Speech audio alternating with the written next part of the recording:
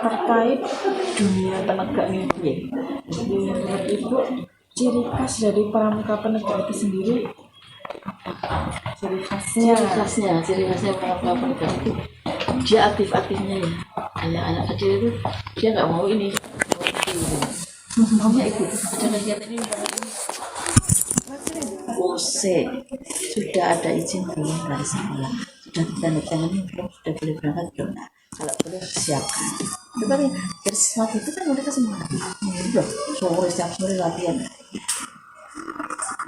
Ada. Ya, Bu. Lanjut, bagaimana peran pramuka penegak dalam mengembangkan karakter dan keterampilan pemuda? Mereka bisa mempengaruhi untuk adik-adiknya ya.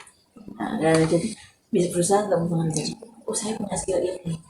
Ayo pas latihan bersama, ini ajarkan. Latihan itu asik, meskipun sedikit gitu ya. Kompak. Berkelompok dulu bertahun. Oh, kata kami mana? 7 gitu ya. Jadi sendiri kumpul namanya sendiri, 27 yang paling baru sendiri kumpul dulu gitu ya.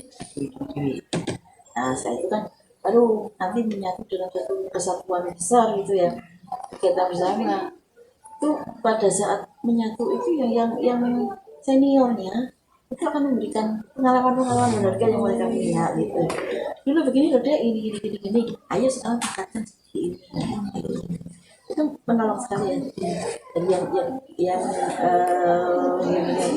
dia akan mulai ternyata seperti itu gitu. Ayo kita sama-sama meningkatkan berangkat di hadapan. Apa sih? Iya. Memang kalau sudah habis latihan itu sudah silogi itu di tempat parkir itu ya, udah nggak ada sepedanya. Yeah. Udah buat lingkaran di situ silo semuanya. Ayo keluarin. Dapat nembak. Saya nungguin biasanya kalau ke sore. Oh, ternyata seperti ini